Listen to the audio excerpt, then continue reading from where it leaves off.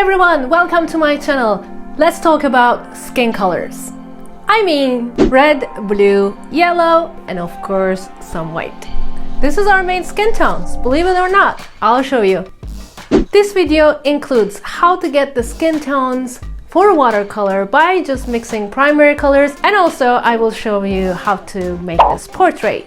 Stay tuned. Including this portrait, and this portrait. All my portraits are available on my Patreon, patreon.com/Ece Gurler. Let's paint some skin. Let's look at the combination of these three primary colors, red, blue, and yellow. I'm adding them all together and we will see that as soon as red and blue combines, they turn purple. But once we add yellow, it turns into this light brown color. I make sure I get enough on my brush and boom, here it is. Beautiful, beautiful skin tone. Let's add more red and see what happens. If it is too red, then you can of course add a little bit more blue or more yellow, just like I did. As you can see, when you add more red, you get a sienna brown color, meaning reddish brown. Let's keep experimenting. I added more blue to the mixture this time. What it does is that it adds coolness to my color, so it turned into like more terracotta tone. See, I created these three different skin tones by just using three colors. Of course, you can add some white too to get a brighter shade. Next step, let's combine orange and blue. Technically, orange is yellow and red. So depending on the orange amount, you get this very nice wheat brown color.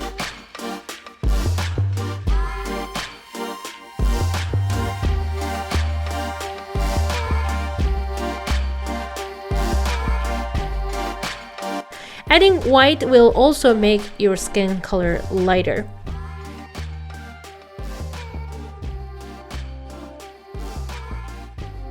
As you know, we have pink tones in our skin as well. So for this, you can either mix red with white, or you can mix permanent rose, which is a dark pink color, with white again. There is really not much difference, just the second one gives results quicker.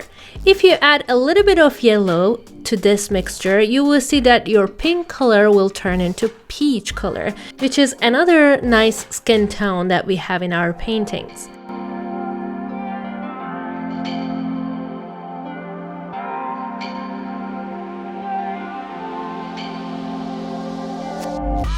Let me show you again which colors we added to these to get those nice skin shades. So if you want to use these brown tones for shadows, then you can add more blue to the mixture, not black, mind you, to make them darker. Our experiment continues. Let's see what happens when we add orange to brown. Logically, it should get warmer. And yes, you get this result that would be perfect for example, a tanned skin. How about adding two different yellow shades to brown? We have warm yellow above, and you see below the cool lemon yellow. So I don't see much difference in the results. What do you think?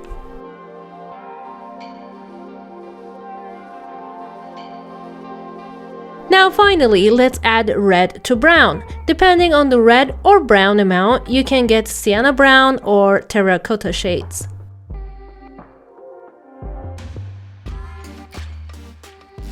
Now let's look at all of them. I want to show you all these beautiful skin tone mixtures we had so far. We had different tones of brown, yellow, orange, red, and pink. If you mix them well, I was a little bit rushed, you will get these beautiful colors with just combining red, blue, yellow, and white. Isn't this so practical and so amazing? Okay, let's go back to our experiments. As you know, green is a mixture of blue and yellow. So what happens if I mix red and green? I'm using olive green here, and I got a beautiful brown in the end with my warm red. But then something interesting happens with this green. When I mix with some warm red, I get this muddy dark gray color. Ugh. But why? I will show you why this happens. Do you remember the color wheel showing primary, secondary, and tertiary colors?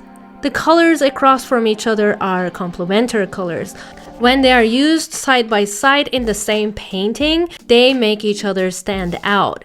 Your painting looks brighter and more attractive. But if you mix them, you don't get a very nice color, just like you can see here. Also, we can separate the color wheel as cold and warm colors, which will explain why we got muddy gray seconds ago. Here you see that both triangles have mixed blue, yellow, and red, but the top one resulted in really muddy, ugly mixes, except the yellow and red one. Let's think about the primary colors. They have both cold tendencies and warm tendencies. Here you see the upper line is made of cold primary colors, and the lower ones are the warm ones.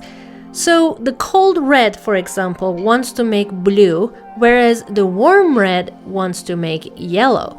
These directions are important in mixing, so pay attention please. Same thing happens to yellow. Cold yellow wants to make blue, whereas warm yellow wants to make red. And blue has a similar tendency, so warm blue wants to make red, whereas cold blue wants to make green.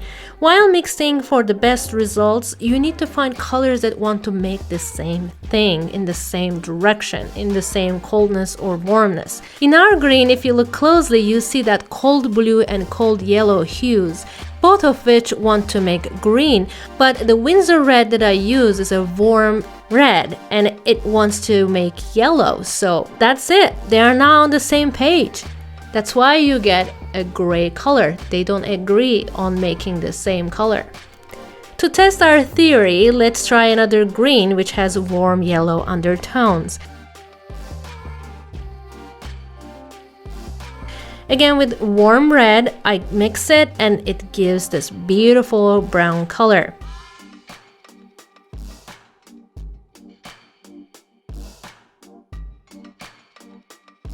So what happens if we add this brown more yellow?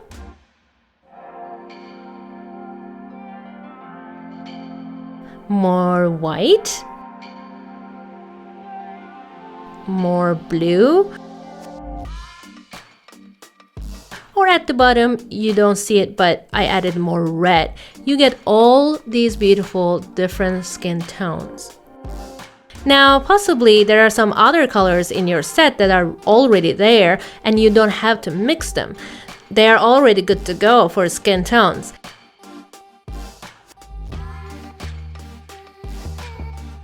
Yellow ochre is one of them. It is a little bit orangey, but you can, mix with other colors to tone it down. Raw umber is yellowish brown.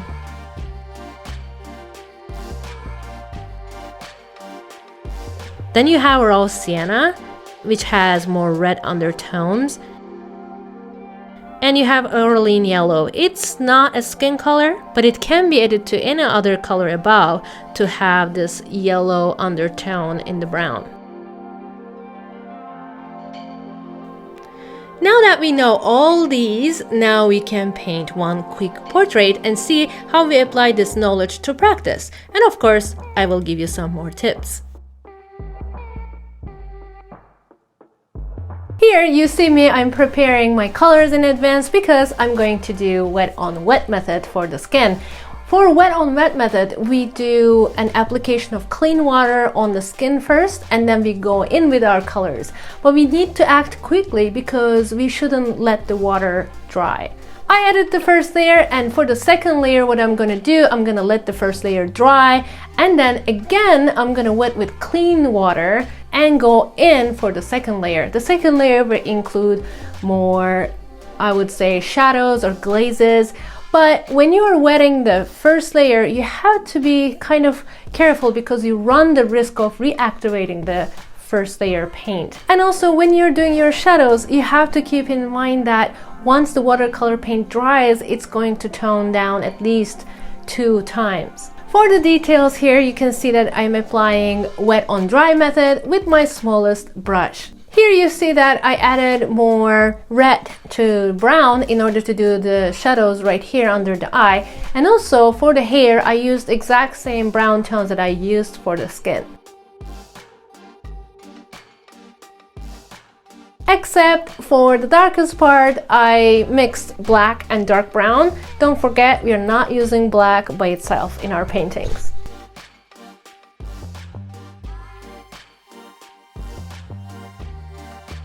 Probably you realize that she has shadows that are more like violet color or purple color or blue color than brown tones. This is because her skin is reflecting what is surrounding her.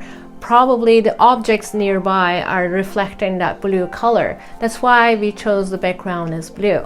For these tones, I simply mixed red with blue.